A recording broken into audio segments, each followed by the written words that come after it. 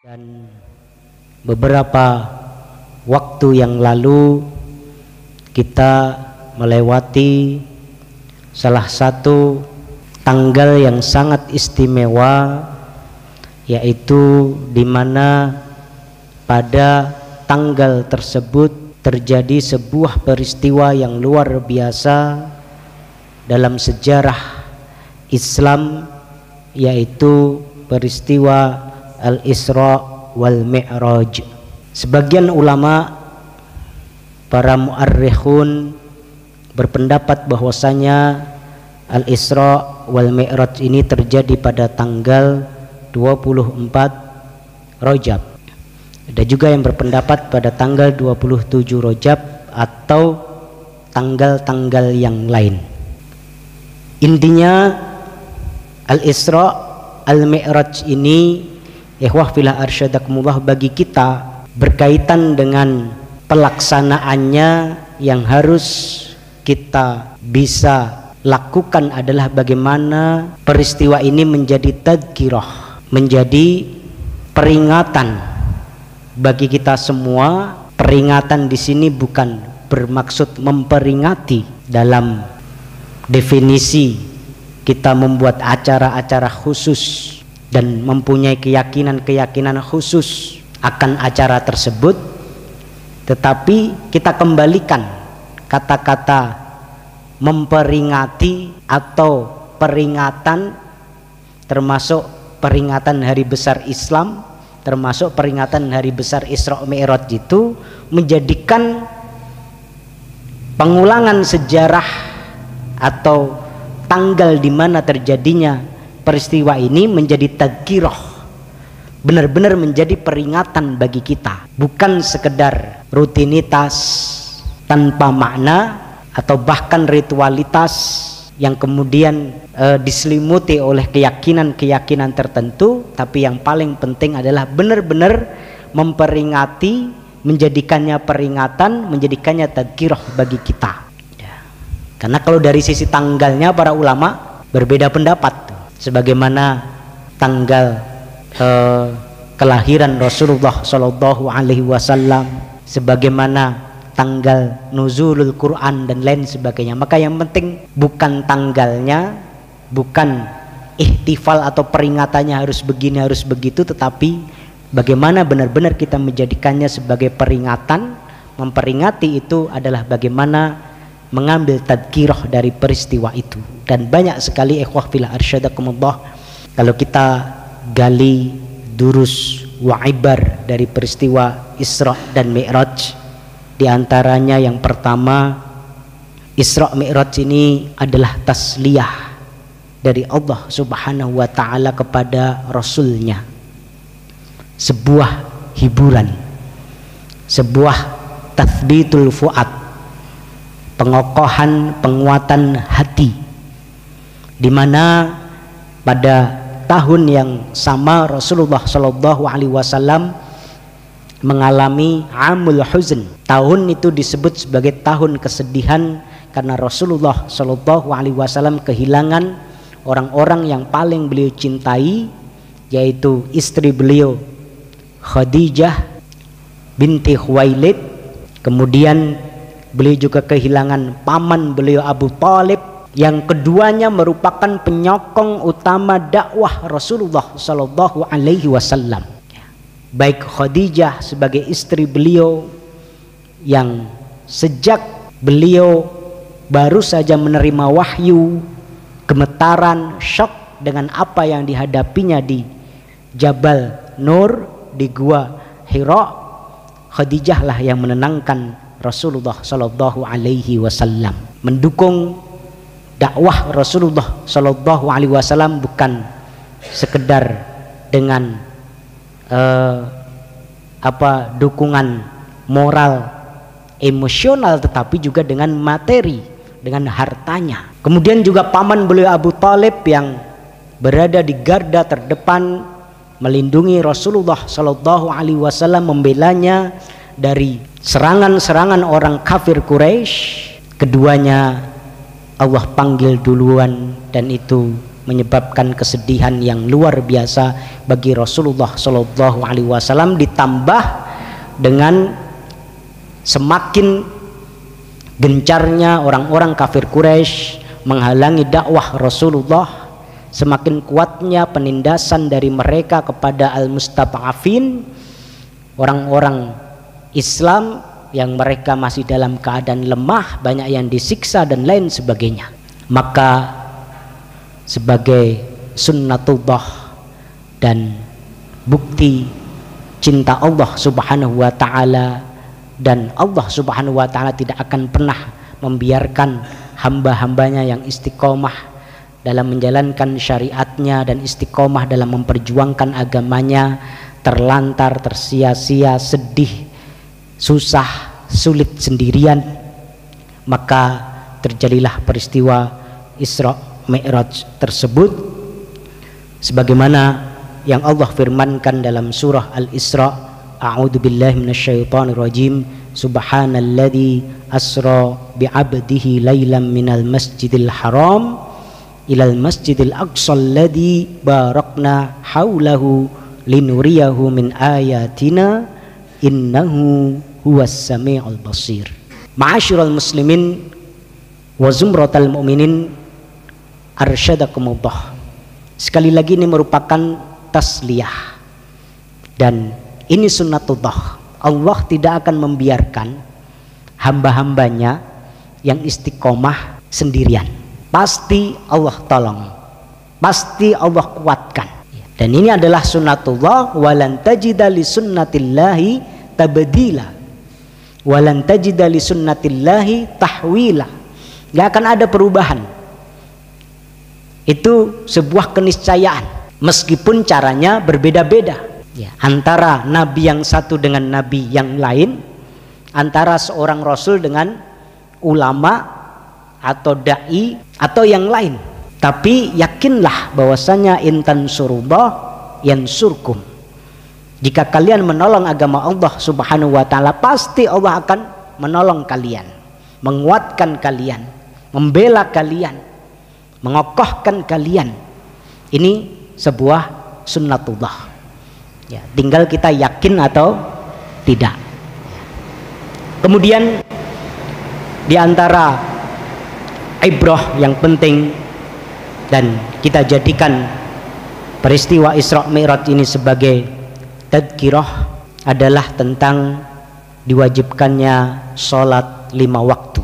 Maka melewati momentum Isra Mi'raj adalah tadkirah bagi kita untuk kembali mengevaluasi sholat kita, karena ibadah sholat ini adalah ibadah yang luar biasa. Allah Subhanahu wa ta'ala untuk mewajibkan faridatus sholah ini sampai harus memperjalankan Rasulnya dari Masjidil Haram ke Masjidil Aqsa, dari Masjidil Aqsa ke Sidratul Muntaha secara langsung. Di saat kewajiban-kewajiban yang lain itu penyampaiannya melalui malaikat Jibril, tapi kalau untuk sholat langsung, tidak melalui perantara. Meskipun para ulama berbeda pendapat apakah Rasulullah itu Isra Mi'raj ruhnya saja atau ruh dan jasadnya, itu tentu bukan ranah kita untuk ikut memperdebatkannya. Ini wafila arsyadakumullah, betapa kewajiban sholat ini adalah kewajiban yang sangat istimewa. Bahkan banyak sekali dalil-dalil dalam Al-Quran ataupun hadis yang menegaskan betapa pentingnya sholat ini, dan jelas sholat adalah ruknun min arkanil Islam, satu rukun dari rukun agama Islam. Bunyal Islamu ala khamsin, Islam itu dibangun atas 5 perkara, salah satunya adalah sholat. As-sholatu imaduddin, sholat adalah tiang agama. Faman aqamaha faqad aqamaddin, barang siapa yang melaksanakannya, menegakkannya, maka dia telah menegakkan agamanya. Wa man tarakaha faqad hadamaddin, barang siapa yang meninggalkannya, maka dia telah menghancurkan agamanya. Bahkan kemudian sholat menjadi parameter kebaikan amal seorang hamba, ya, dimana sholat inilah yang akan pertama kali dihisab kelak di akhirat. Awwalu ma yuhasabu bihil abdu yaumal qiyamati as-shalah. Yang pertama kali akan dihisab kelak di akhirat adalah sholat. Idza saluhat saluha sairu amalihi. Jika sholatnya baik, maka baik juga amalan yang lain. Wa idza fasadat fasada sairu amalihi. Jika sholatnya rusak, maka rusak juga amalan yang lain. Ini menjadi parameter, ya, menjadi parameter. Maka kalau kita ingin memperbaiki agama kita, bahkan lebih dari itu ingin memperbaiki hidup kita, perbaikilah dulu sholat kita, karena ini menjadi dasar, menjadi mentolak, titik tolak seluruh perkara kehidupan kita. Pastikan sholat kita, terutama kekhusyuannya, ya, kekhusyuannya. Jadi kalau kita ingin memperbaiki hidup kita, agama kita, perbaikinya sholat dulu, ya, perbaikilah sholat kita dulu. Kalau ingin memperbaiki sholat kita, perbaiki kekhusyuannya dulu. Wa innaha lakabiratun illa 'alal khashi'in. Sholat itu berat. Allah Subhanahu wa taala sudah menegaskan wa innaha lakabirah. Ya, menjaga sholat 5 waktu itu nggak mudah. Bahkan kalau dilihat peristiwa Isra Mi'raj itu kan awalnya berapa? Diwajibkan berapa? 50 kali sehari. Ya, kemudian disarankan oleh para nabi ketika itu untuk nawar. Jadi 10 kali. Disarankan nawar lagi jadi 5 kali. Disarankan nawar lagi, udah itu udah mentok. Ya, itu udah mentok. Artinya apa? 5 kali itu sebenarnya juga masih berat. Berat apa enggak, Pak? Hah? Jujur aja. Jujur berarti. Allah sendiri yang mengatakan wa innaha lakabirah. Berat illa 'alal khashi'in, kecuali bagi orang-orang yang khusyuk. Jadi kalau ingin sholat itu tidak berat, sholat itu tidak menjadi beban, jadilah orang yang khusyuk dalam sholat. Ya, khusyuk, menyadari betul-betul bahwasanya sholat itu kita berhadapan dengan Allah Subhanahu wa ta'ala. Ya. Masalah jamaahnya, masalah sholat sunnahnya itu nanti dulu, ya. Kalau bisa tepat waktu, di awal waktu, tentu bagus sekali. Kalau bisa jamaah tentu bagus sekali, apalagi bisa di masjid tentu bagus sekali. Tapi pertama perbaiki kekhusyuan kita, ya. Jadikan betul-betul sholat itu mi'raj kita, ya. Kita tentu nggak akan di-mi'rajkan oleh Allah Subhanahu wa ta'ala seperti Rasulullah, tapi kita bisa menjadikan sholat itu sebagai mi'raj kita, sarana penghubung kita dengan Allah Subhanahu wa ta'ala, ya. Ini ikhwah fillah arsyadakumullah, sholat. Dan ingat, kewajiban sholat ini bukan hanya untuk diri kita sendiri, kita pastikan, tapi juga untuk keluarga kita. Tidak ada kewajiban yang Allah begitu, yang Rasulullah SAW begitu detail sampai meminta kita untuk mengajarkannya kepada anak-anak kita, melainkan sholat, ya. Rasulullah SAW mengingatkan kita, muru auladakum bis sholati wahum abna sab'a sinin. Perintahkanlah kepada anak-anakmu untuk melaksanakan sholat saat mereka berusia 7 tahun. Wadribuhum wahum abna asyra sinin. Dan pukullah mereka, tentunya dengan pukulan yang tidak menyakitkan, di saat mereka usia 10 tahun tetapi belum mau melaksanakan sholat. Gak ada, Pak, kewajiban yang lain, ya, zakat, puasa, haji yang sedetail ini. Rasulullah SAW sampai meminta kita mengajarkan, memerintahkan kepada anak-anak kita lengkap dengan umurnya. Nah, ini pastikan anak-anak kita, ya, santri-santri kita, siswa-siswa kita, perhatikan sholat mereka, dan insya Allah Kalau soluhat, ya, sholatnya baik, soluha sairu amali. Ini menjadi parameter utama. Kemudian yang ketiga, ikhwah fillah arsyadakumullah, berbicara Isra Mi'raj tidak pernah bisa lepas berbicara tentang Masjidil Aqsa.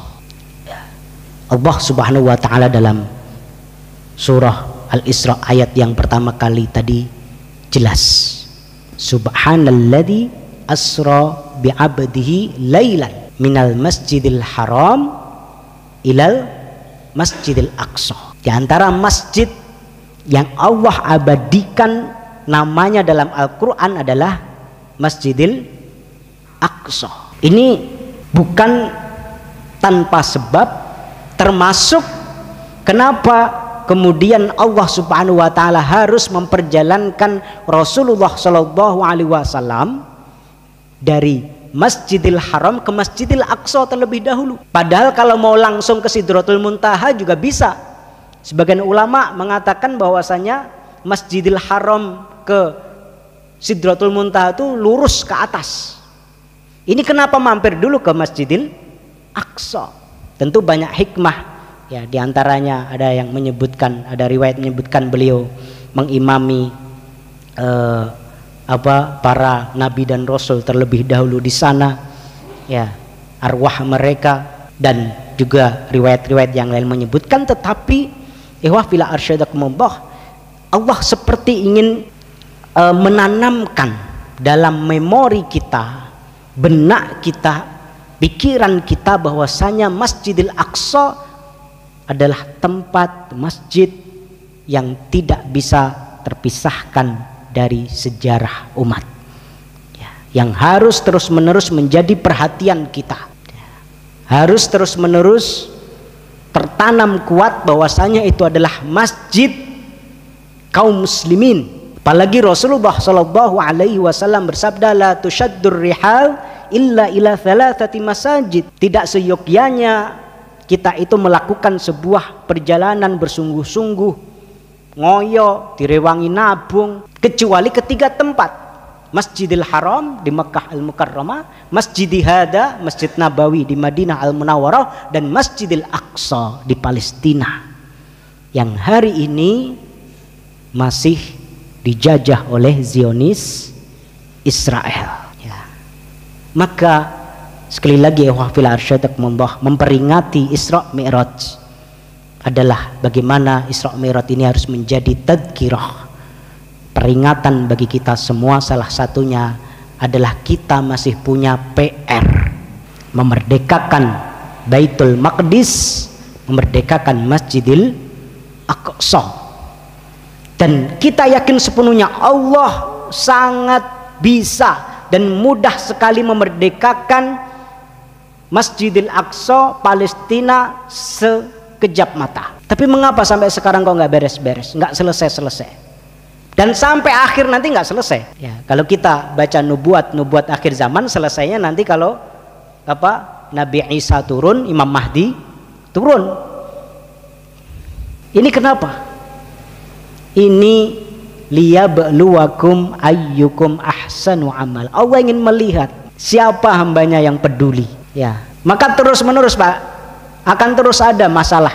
Mungkin tiap tahun kita akan dengar, ya, Israel nyerang pemukiman di Gaza, Israel ngeroket tepi barat, atau menyerang kamp-kamp pengungsian. Itu terus menerus. Dan pastikan setiap ada kejadian-kejadian tersebut, bahkan seharusnya sepanjang waktu kita peduli, ya. Bahasa sekarang absen, Pak. Tiap ada kabar gitu udah absen, harus absen. Entah dengan doa kalau doa sepanjang waktu, ya, atau dengan demo kalau ada demo, atau kirim sumbangan semampu kita. Absen, ya Allah, labbaik. Ini, ya, karena ini memang ujian bagi kita semua, ya. Ini ikhwah fillah arsyadakumullah, apalagi kita sebagai bangsa Palestina, ya, Indonesia berhutang besar kepada Palestina, ya. Salah satu negara yang mengakui kemerdekaan Indonesia selain Mesir adalah Palestina. Kita ketahui sebuah negara yang baru merdeka itu tidak akan legitimate kemerdekaannya kalau tidak diakui oleh beberapa negara, dan Palestina adalah satu-satunya negara peserta konferensi Asia Afrika di Bandung yang sampai sekarang belum merdeka. Dan dokumen meta yuridis kita, pembukaan Undang-Undang Dasar 1945 menegaskan apa? Kemerdekaan hak segala bangsa. Penjajahan di atas dunia harus dihapuskan. Dan thaqafah ini, thaqafah Maqdisiyah tentang perjuangan Palestina yang harus terus-menerus kita berkontribusi padanya, ini harus kita wariskan, terutama ke anak-anak muda ini.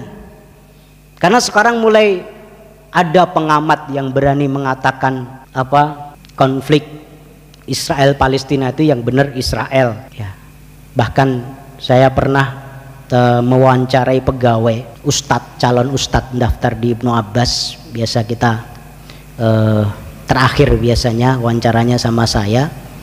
Salah satunya kita penjajakan fikroh, kita tanya tentang konflik Israel dan Palestina, Pak.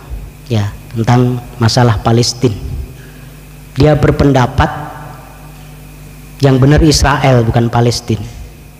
Ya, Hamas dan pejuang-pejuang lain itu pemberontak, teroris katanya. Saya juga terkaget-kaget ini. Berani-beraninya daftar ke pondok gitu. Tapi saya nggak menyalahkan karena memang korban media. Sekarang banyak narasi-narasi yang kita bisa lihat di TV yang mencoba mencari justifikasi atas apa yang dilakukan oleh Zionis. Sampai ketika ini yang aneh, lebih aneh lagi, ketika saya tanya, loh mereka kan dijajah Israel menjajah Palestina, dia menyanggah itu. Yang ada Palestina memberontak ke Israel. Terus saya tanya balik, kalau gitu dulu para pahlawan, para pejuang kemerdekaan ketika melawan Belanda itu juga memberontak. Iya katanya. Jadi yang benar Belanda. Iya. Coba kalau kita sampai sekarang masih dijajah Belanda, pasti tidak sesengsara sekarang katanya. Ini perlu kita pastikan, Pak. Mungkin antum semua sudah clear ya soal ini, tapi kita tuh kadang nggak tahu apa yang dipikirkan oleh anak-anak generasi mager, generasi malas gerak, generasi milenial, apalagi generasi online kemarin itu. Ya, ini penting kita coba korek gitu, pastikan thaqafah Maqdisiyah tentang perjuangan ini terwariskan betul-betul kepada anak-anak kita, kepada mahasiswa kita, siswa-siswa kita. Ya, pahamkan betul-betul karena ini akan berjalan terus sampai akhir zaman. Ya, tugas kita bukan hanya berjuang saat ini, tapi mewariskan semangat perjuangan itu kepada generasi berikutnya. Setidaknya itu yang